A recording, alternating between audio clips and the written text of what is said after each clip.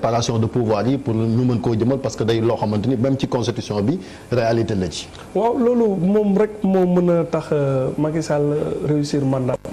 su fekkee sur le plan économique la su doon sax fii la yemale chantier mi ak affaire yooyu man je pense que am na lu bëri lu mu def ci réew mi sur le plan économique loo xam ne mënuñu woon sax foog ci mandat ci benn mandat mun na ko def. Plus ñuy dépassionné après le débat politique plus dans 30 ans peut-être wala dans 20 ans nit ñi dinañ toog ba ne mais fan la Macky Sall jaar ba engagé wundoo autant de chantier et loolu ñàkk équilibre institution yi moom moo tax ce bilan économique là qui est assez impressionnant ci lu mu ci man sama gis-gis mu ko nëbboon donc moom tey plus que poursuivre chantier yi defaraat institution yi pour man loolu mandat la war a doon ci quinquennat pour mu am une très belle sortie de l'histoire rectifier dafa war a def un processus de rectification ci li muy def donte dina continuer naan day tabax ay pont ay tali léegi kenn du naatable ndax loolu dëkk bi soxla woon nañ ko évidemment il y aura toujours ay polémique et la polémique est utile soo engagé ay terre dinañ la ne est-ce que terre bi mënuñu ko woon am à un coût moindre mais su yàggee dans 10 ans par exemple kenn dootul taxawati fekk fukki at kenn du jëlati Ila Touba di laajte coût bi ñaata la woon. parce que dinañ gis. njëriñ bi comme Ablaye Wade bi mu engagé chantier autoroute à péage bi mais beaucoup de gens se disaient que mais Ablaye Wade xanaa day gént wala condition yu mu ko defee et cetera ba léegi am na polémique ni ñu ko joxee Sénat kon montage financier yi et cetera. mais kat mooy taxaw tey di laajte ndax autoroute à péage baax na wala baaxul woon teeru Macky Sall bi noonu la nar a demee la ville de Diamniadio donte dinañ ne fii suuf si ban la et cetera ça va dans le bon sens sooy tabax réew day ànd ak polémique Tour Eiffel même bu ñu koy samp France am na ñoo xam ne d'accord ñu woon dañ doon wax ne mais tonneau acier yi ak tari monument bi gën a ci monde bi te sooy defar réew da ngay nangu tamit nit ñi bañ a d'accord ak yow nit ñi bañ a nangu option fondamentale ñii dinañ naan est-ce que lii moo nekkoon priorité wala du parce que dëkk bi fépp priorité la soo engagé benn réforme quelque part ñii dinañ ci gis seen bopp peu de gens ñooy accepter sax xam yow fi nga bëgg jëm parce que c'est des chantiers futuristes généralement c'est au bout de 10 ans au bout de 15 ans la ñuy doog a xam fan la njëriñ bi nekk pour terminer ci loolu maintenant comme dama naan côté boobu am na lu mu def beneen jéego bu ñu koy xaar pour mu mun entrer dans l'histoire mooy rééquilibrer pouvoir yi et loolu moom lay njëkk jëriñ pouvoir suñ la ko joxee yow kese nga exercer ko yow kese daf lay gàllankoor da ngay isolé wu gis nga le jeune Macron bi mu ñëwee allure la àndal ak doole un des premiers actes yu mu posé c'était pour wane que moom am na autorité dafa limogé chef d'état-major qui est quand même une personnalité respectée ci armée française bi général bi mu de Villiers bi mu jëlee am parcours bu exceptionnel mais sur polémique bu ndaw ci affaire réforme armée bi mu jël acte d'autorité mu génne ko am na ñu tàccu ne way loolu day affirmer autorité mais bi mu yàggee ci acte yooyu muy dafa confondre autorité ak autoritarisme loolu moo ko yóbbu tey ba crise des gilets jaunes ce qui veut dire que mën nga am toute la légitimité ñu fal la tu te trompes encore sur ton mandat dal na Ablaye Wade 2000 xam nga durant toute la campagne man maa ngi doon wax ne on assiste à une sorte de répétition de l'histoire quelque part 2007 Ablaye Wade 56% il avait comme directeur de cabinet maître d'œuvre de cette campagne Macky Sall la woon Macky Sall moo gagné lu Ablaye Wade 2007 ci anam yu doy waar et man dama jàpp ne 2007 boobu Macky Sall bi muy def tournée Ablaye Wade bi boobu la planifié moom sa prise du pouvoir boobu la xam ne moom mën na jël nguur gi parce que dugg na ci dëkk bi xam na système bi fu mu dem yeneen opposants yi xamuñu ko ñeneen lu ñu tardé lépp fu mu leen jëlee longueur d'avance 2007 la ci campagne boobu noonu et soo xoolee 2007 Ablaye Wade nan la gagné avec 56% Macky Sall ñoo gagné avec 58% mais Ablaye Wade dafa gagné ñu koy xaar pour suñu lan la nar a def mu juum ci mandat bi mu foog ne légitimité boobu ñu ko jox c'était une chasse aux sorcières wane ne ñu ko voté lu kii ses opposants di def ay trac et cetera Macky Sall tamit tey ban lecture la war a am ci affaire bi xamaguñu fu mu jëm. actes yu ñu gis mooy mu ngi naan ay resserrement ay fast track et cetera mais est-ce que tey doole bu moom ba pare leneen lu nit ñi seetluwul Macky Sall n'est plus un petit président Macky Sall dafa am doole trop non seulement ci Sénégal mais ci sous-région bi. am na fi tey ba ñetti président yoo xam ne Macky Sall mooy seen parrain te dafa dem fële fu ko kenn mënu sa foog Adama Barrow Macky Sall moo ko fi teg. loolu moom du man liñ may nettali parce que yàlla aussi dimbali na ma man maa njëkk interview Adama Barrow bu muy nekk président. am na li ma ci xam am na li ma ci fekkee mënuñoo wax lépp nag sur un plateau de télé. su dul woon Macky Sall Adama Barrow du toog Gambie c'est pas possible. mais lu gën a doy waar George Weah Macky Sall moo ko fi teg au-delà de duñ ko voté li su dul woon Macky Sall du nekk président moo ko jàppale ba mu toog Julius Maada Bio bu Sierra Leone Macky Sall moo ko fi teg. ñaar ñooñu ñëpp seen première visite homme d'État Sénégal lañ ko consacré te tey sous-région bi nu mu demee am na yeneen dëkk yoo xam ne bugguma leen tudd soo moytul ku fa nar a nekk il faut ñu xool délégation oppose ñu ñëwoon ci kii bi tey ku bëgg fallu ci sous-région bi da ngay ñëw fëgg ci Macky Sall pour te dire dimension bu mu lu ko jox doole jooju mais nu mu muusee ba nax suñu opposants yi teg ay affaire ba nekk ba toog ci réew mi li mu bëggoon entamé mu def ko mais noonu la muusee dans la sous-région di avancer ay pions te kenn gisu ko. ba pare Sénégal dafa changer paradigme puissance militaire la. armée Sénégal tey lu mu yore ci doole défilé bi li ñu ciy war a def ay ça n'a rien à voir avec lu nekk ci suuf dëggantaan.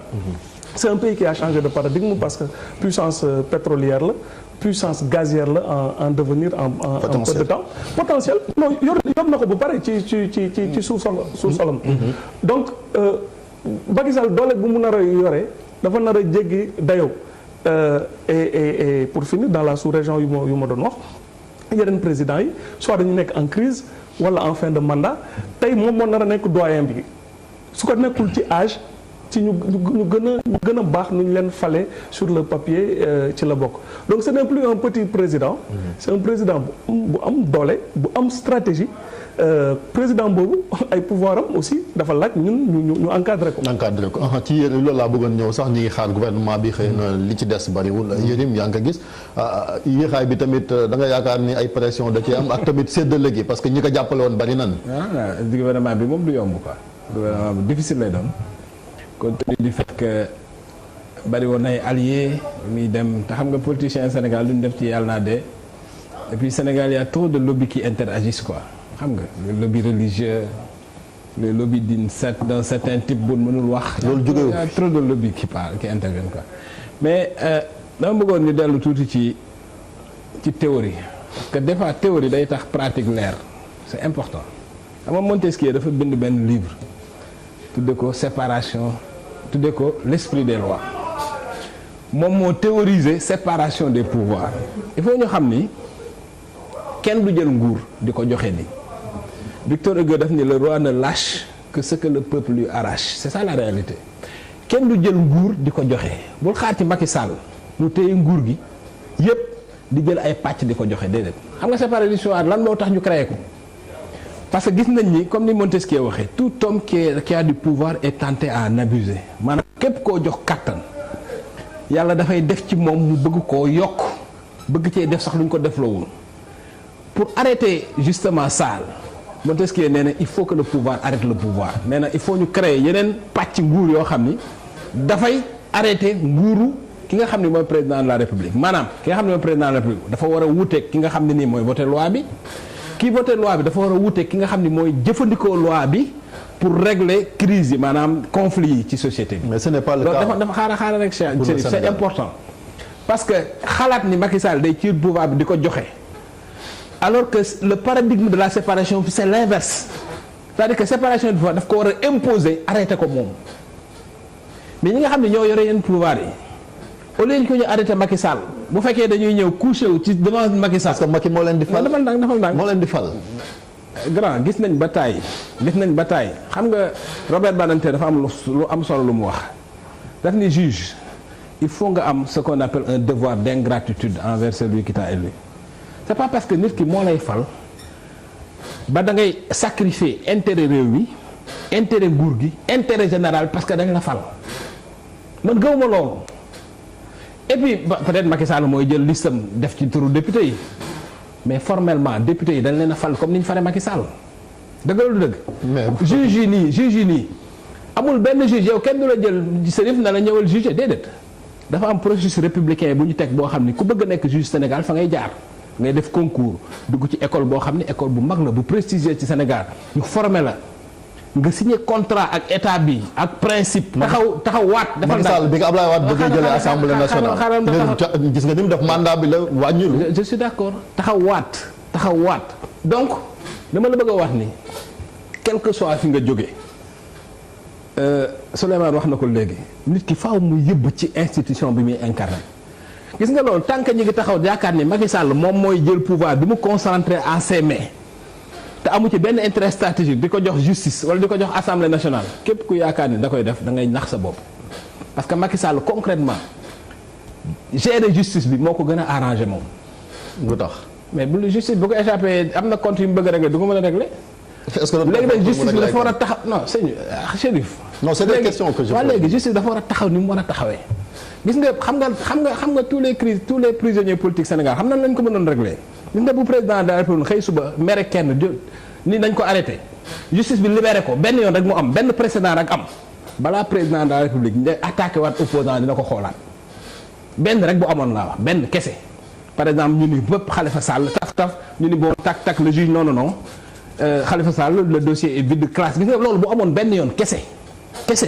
balaa un chef d'État di defaat loolu dina ko xoolaat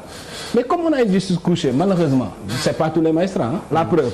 am na magistrats yoo xam ne li ñuy bañ moo tax du ñu accepter jamais ci yenn postes yi j'en connais am na ñu ma jàngandool ñoo xam ni da ngay wax sax ñun la ñooñu c'est des gens bruts de décoffrage gars yi mënuñoo def ak ñoom parce que loi lañ gëm teg affaire bi ci yoon ñooñu duñ leen jox poste yi dañ leen di yóbbu ci àll ba dañ leen di isoler duñ leen boole ci dara donc man gëm naa ne xam naa ne am na ay magistrats yu am ay valeur xam naa ne am na ay magistrats yu am principe mais Chérif tant que réflexion boobu mënewuñ ko c'est-à-dire magistrats yi ci boppam libre dans leur tête députés yi ci boppam libre dans leur tête te loolu xam nga mi ngi jóge ci lan mi ngi jóge ci mystique gu intérêt général xam nga état lépp croyance la ngëm-ngëm la dafa am yoo xam ni bu fekkee ni da nga ni république lañ nekk république bi ñu koy xalaat mooy loo xam ne ñépp ko bokk nit ki faaw nga gëm intérêt général pour mën a gëm république nga xam ne président de la république bi moo fi nekk tey ëllëg dafiy jógee mais république bi état bi day continuer di fi nekk gis nga mystique boobu tant que gëmuñu ko tant que ñun jàpp nañ ni institution yi maanaam ñun lépp mi ngi reposer ci président de la république da ngay gis sax benn député bu ñu nommé mu ne man Macky Sall moom fi teg te wax na dëgg lu mu wax moom lay voté. wax na dëgg de. mais qu'est-ce qui est plus grave que ça. imagine-toi yow député tu es censé incarner le pouvoir législatif nga ñëw taxaw assemblée nationale wax loolu mais y a des pays yoo xam ne boo ko waxee t'es jugé pour haute trahison dañ lay jël non c'est vrai dañ lay jël léegi jugé la mode de scrutin bi yéen loolu moom tant que ça ni falee député yi député boobu il n'a pas en réalité mais ni ni fale parce que président ba lay jël dugal la ci France même mode de scrutin bi la non foofu directement non defal ndànk rek géew gi defal ndànk parti mooy jël sa defal ndànk président mooy am partem jël ay député am ay membre am exactement ñu jël ko dugal leen comme c'est-à-dire muy xoolal réew démocratie avancée yépp c'est le même mode de fonctionnement xam nga problème bi lan la dafa am réew yoo xam ne nit ñi xam nañ seen bopp xam nañ seen valeur xam nañ lañ moo tax ñu teg leen fi ba pare dafa am yoo xam ne imagine-toi yow ñu lay fay ci Sénégal gu métti gi yow ñu lay fay 1,5 million wala lu ko ëpp député doolu leen am essence 150 chaque législature ñu jox la oto tu comprends jox la passeport diplomatique jox ko sa jabar imagine-toi avantage yooyu yëpp nga koy jël état bi di la ko jox yow nga jàpp ni Macky Sall nga war a liggéeyal mais loolu mais c'est très grave quand même parce que attends parce que alalu réew mi moo lay dundal moo lay fay askan wi ñoo la fal pour nga parce que les députés c'est le représentant du peuple c'est-à-dire askan wi moo la fal pour nga taxawal ko fu pour ay intérêt nga taxaw ni yow non man Macky Sall moom fii li moom laay donc Chérif globalement Sénégal li koy defar pour man c'est un changement de paradigme républicain faut ñu xam ni président de la République institution la certes mooy pivot institution yi c'est la clé de voûte comme on dit des institutions parce que c'est l'institution centrale parce que mooy exécutif mooy décider mais tant que suñu yeneen pouvoir yi gëmuñu ni au-dessus du président de la République il y a la République au-dessus du président de la République il y a l'État au-dessus du président de la République il y a l'intérêt général tant que gëmuñu loolu on aura beau s'indigner sur les plateaux wax lu ñu neex tey boo réformer woon justice bi def les textes les plus graves les plus libertaires te amuñu magistrat yoo xam ne gëm nañ loi gëm nañ mystique am nañ jox nañ intérêt seen serment du jariñ daal. Souleymane ba léegi bu ñu ñëwee ñi ngi wax ba léegi séparation des pouvoirs.